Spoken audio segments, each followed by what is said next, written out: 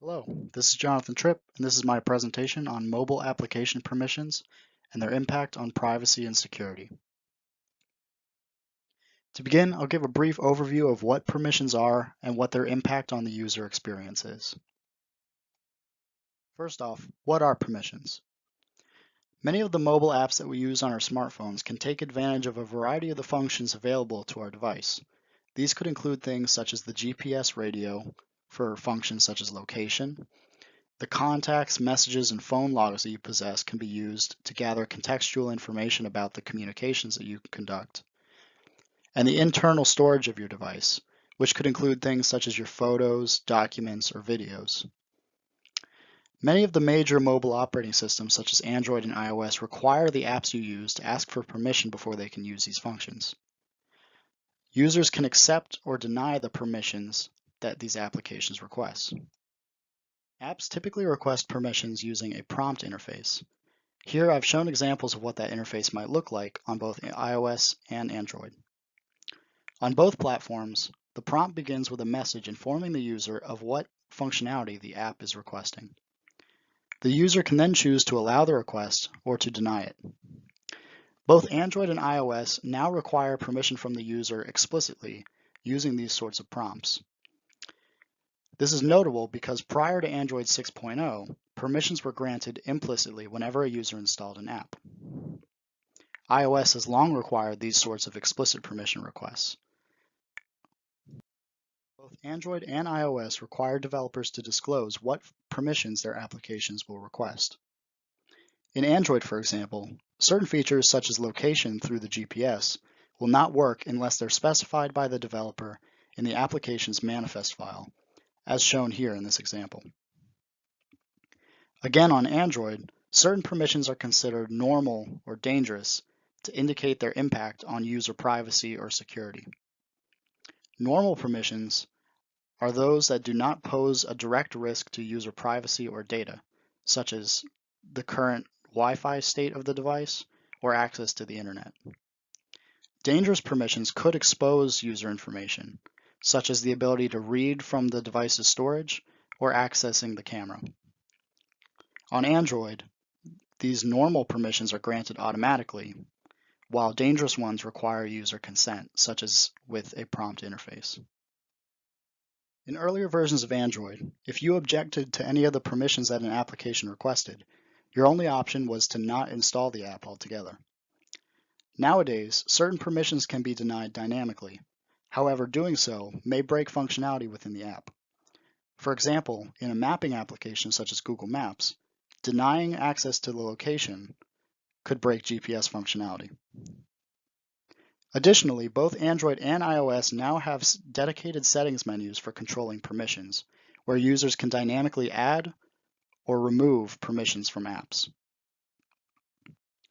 On both Android and iOS, permissions are requested the first time they are needed, which is known as a runtime request.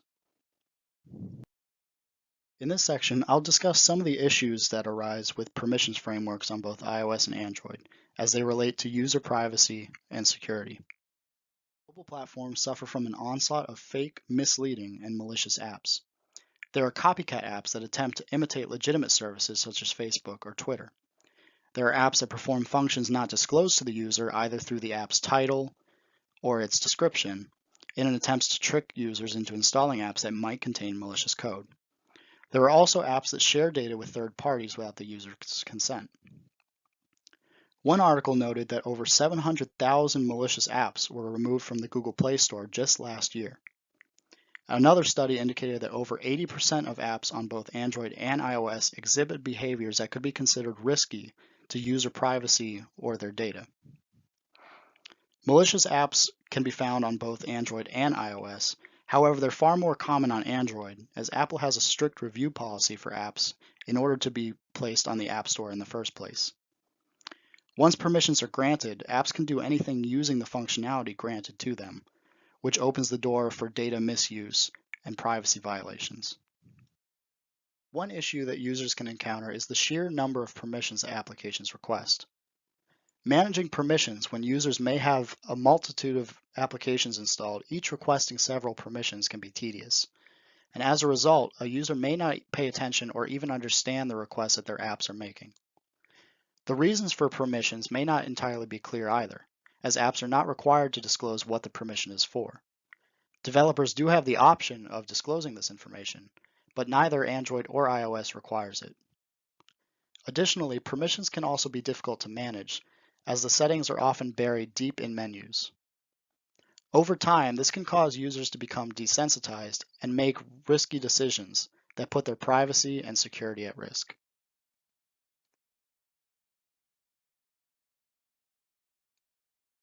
Some studies have found that only a small percentage of users actually pay attention to the permissions their apps request, while another, through a field study, found that users are estimated to have an average of about 95 apps on their device, and that each of these apps requests on average about 5 permissions. The result of this is that users are burdened with decisions, and as a result, attention to these issues can decrease. Another issue that users can face is engagement.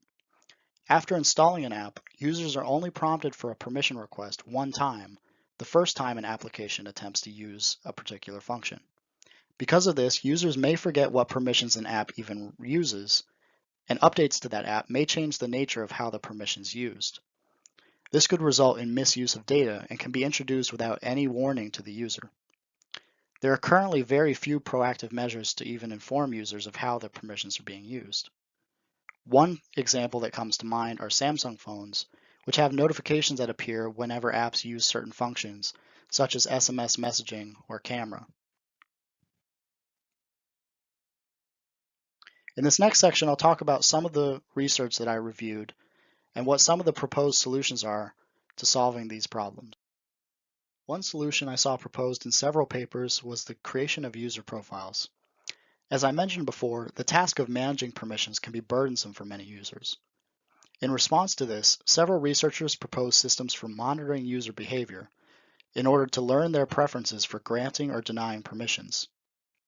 Using the information they observed, they could then create models to mimic that user behavior, allowing for decisions such as granting or denying permission requests to be made automatically without user input. The models that these researchers created were created from field studies that involved many users. In these studies, users installed apps and managed the permission requests themselves, and then the data from the user decisions was analyzed to learn their preferences to create these models. Another solution that was proposed by one research team is to create app recommendations in order to help prevent security and data privacy issues by warning users of potential risk factors before they install apps. These researchers sought out factors that could indicate privacy or security issues by examining applications' popularity, external reviews, the number of permissions they request, and various other factors. It's important to note, however, that another research team found that these proposed factors are not reliable indicators of risk. For example, this research team found that the number of permissions in app requests does not necessarily correlate to malicious intent, and that users often don't pay attention to the ratings or descriptions on applications, which essentially renders that information useless. Another very interesting solution that was proposed by one research paper is crowdsourcing. This is a technique that's often used in the security field for things such as spam detection in email systems. It involves large groups of people working together to complete a particular task using their combined knowledge. In this paper, researchers tasked participants with testing different permission configurations of apps. For example, one application they used was Facebook Messenger, and they tested different versions of this app with certain permissions enabled and certain ones disabled, and they tested all the different combinations of these to determine which configurations balanced privacy and security with usability. For example, disabling access to things such as internal storage might render the app much less usable than if that feature was enabled. Using the information gathered from crowdsourcing, default profiles could be made for certain apps to allow users to more easily install the application without worrying about managing those permissions. However, the users could then go on to adjust these permissions later as needed. The last solution that I saw proposed in the papers that I read was referred to as privacy nudges. Some researchers suggested a tool for showing users detailed information of how their permissions are being used in applications.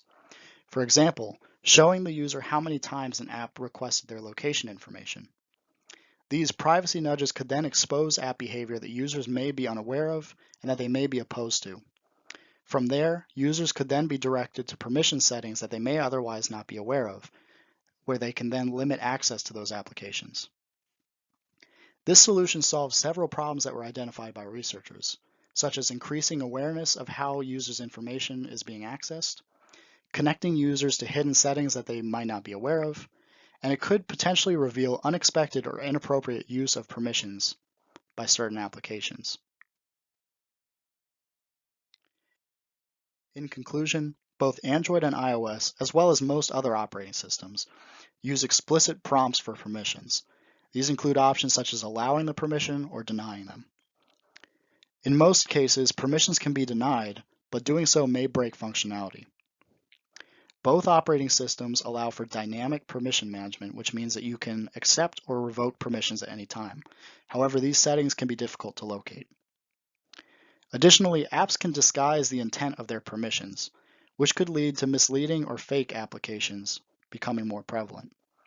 Additionally, apps are not required to disclose the purpose of their permissions, and over time, they can change how their permissions are being used once they're granted. Going forward, I believe the best solutions available for managing permissions are crowdsourcing and generating personal user profiles. Both of these solutions reduce the burden of managing hundreds of permissions across a variety of applications, and in the future could possibly leverage machine learning technology to simplify the process of understanding user behavior. Mobile operating systems are getting better at safeguarding privacy and data, but there's still much room for improvement.